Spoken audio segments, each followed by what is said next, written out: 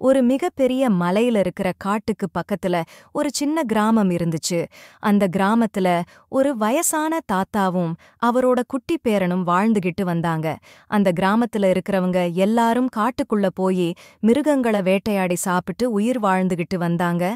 அவங்க வாழ்ற இடம் மேடு பள்ளம் நிறைஞ்ச மலை பகுதிக்கிறதுனால விவசாயம் செய்ய போதுமான நிலம் அவங்களுக்கு கிடைக்கல.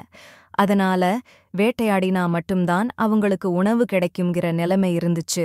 அப்பத்தான் அந்த மலைக்கு அடியில இருந்த கிராமத்துல ஒரு மிகப்பெரிய திருவிழா நடக்கிறதா இருந்துச்சு. அதுக்கு இந்த மலை கிராமத்துல இருந்த எல்லாரும் போனாங்க. அந்த குட்டி பையனும் அவனோட தாத்தாவும் கூடவே திருவிழாவுக்கு போனாங்க. அப்படி போகிறப்ப அந்த குட்டி பையன் ஒரு ரோஜா செடிய பார்த்தான். மலையில இந்த மாதிரி ரோஜா செடிய பார்க்காம இருந்த அந்த பையனுக்கு அந்த ரோஜா ரொம்ப அழகா தெரிஞ்சுச்சு. உடனே அந்த ரோஜா செடியை தன்னோட எடுத்துட்டு போகணும்னு அவங்க தாத்தா கிட்ட சொன்னான். உடனே அந்த தாத்தா ஒரு சட்டியில நிறைய மண்ணள்ளி அதுக்குள்ள அந்த ரோஜா செடிய வச்சு எடுத்துக்கிட்டான்.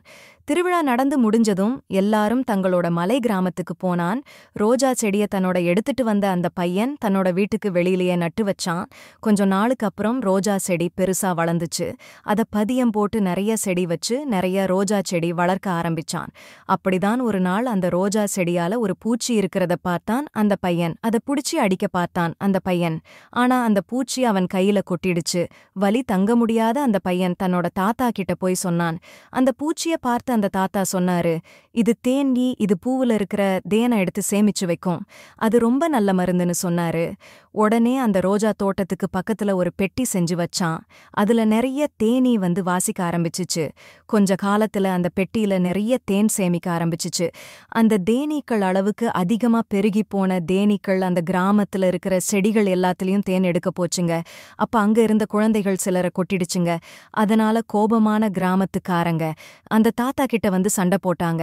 அப்பதான் ஒரு நாள் அந்த கிராமத்துல இருக்கிறவங்களுக்கு மிகப்பெரிய தொற்று நோய் வர ஆரம்பிச்சுச்சு. காட்டுல மூலிகைகளை வச்சு வைத்தியம் பார்த்தும் எல்லாருக்கும் குணமாகவே இல்ல. நோய் வர ஆரம்பிச்சதும் அந்த கிராமத்தை சேர்ந்தவங்க வேட்டைக்கு சரியா போக முடியல. அதனால நிறைய வீட்டுல பட்டினி இருந்தாங்க. இத கேட்ட அந்த பையனுக்கு மூலிகை மருந்தோட தேன் கலந்து தன்னோட கிராமத்துல இருக்கிற எல்லாருக்கும் வைத்தியம் செய்ய பயன்படும்னு நினைச்சான். அந்த தேன் எல்லாத்தையும் எடுத்துட்டு வந்து தன்னோட தாத்தா கிட்ட கொடுத்தான். அதை எடுத்து மருந்தோட கலக்கி கிராமத்துல இருக்கிற எல்லாருக்கும் வைத்தியம் செஞ்சாரு. அந்த தாத்தா தேன் கலந்த மூலிகை மருந்து அந்த கிராமத்துல இருந்தவர்களுக்கு நல்ல எதிர்ப்பு சக்தி கொடுத்துச்சு. அதனால எல்லாரும் மறுபடியும் திடகாத்திரமா மாறுங்க.